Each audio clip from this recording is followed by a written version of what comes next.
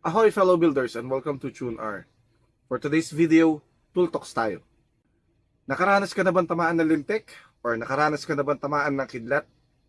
Pwes, huwag mo nang pangarapin dahil ibang kidlat na lang ang ilalapit ko sa inyo. Kung matagal ka na nagbibuild ng Gunpla, siguradong alam mo na ang alamat ng God Hand. This is very legendary for being sharp, kinda expensive, and very fragile, but for sure it's worth it. Today, titignan natin ang pinakabago at pinakamatinding nipper tool nila. And this is the GH-LTN 120 Lightning Nipper.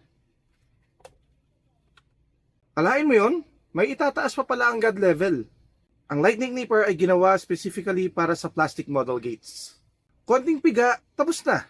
Pag nag-trim ka ng maliit na gate, halos walang tunog. Minsan mapapaisip ka pa kung naputol na nga ba. Or, that's it? Is it done? Definitely, ang sikreto nito ay ang ultra-thin single-edge blade. Isang side lang ang matalim, yung kabila flat. Meaning to say, hindi niya dinudurog ang plastic, hinihiwa niya literal. And here's the trivia. Ang mga blades nito ay ginagawa ng mga artisan sa Chobami Sanjo sa Japan. Sikat ito sa cutlery industry. Kaya sobrang talim, pero sobrang delicate din. Familiar ba sa'yo ang cut na yan? It's the same feeling as if you are trying to cut the thinnest sushi that you can. Sa actual build, dito siya nagiging halimaw. Pang final trim, pang flush cut, at pang maliliit na parts. Hindi siya nag-gouge or nag-iiwan ng lamat sa plastic. At hindi rin lumilipad ang parts. Real talk, hindi ito pang lahat.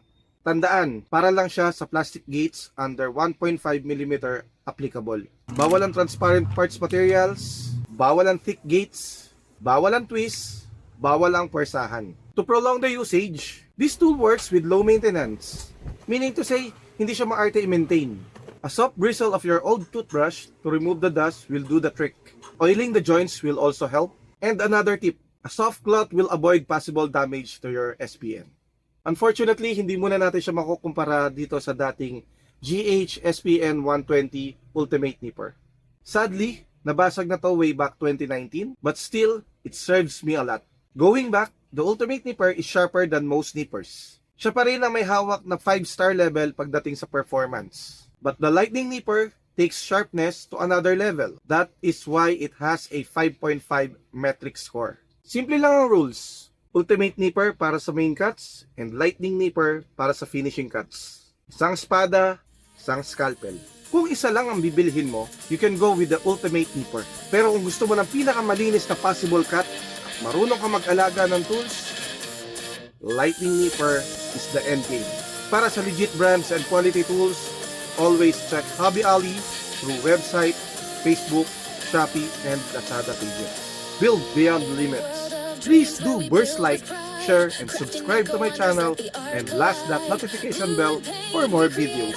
And this is GH LTN 120 Lightning Nipper. Until next time here in TuneR, just build more and build up. Been here, the parts connect with every tiny piece. Our visions are big. Subscribe to TuneR. Feel the roar like a beast. We're climbing to the top. Subscribe to TuneR. Let's go.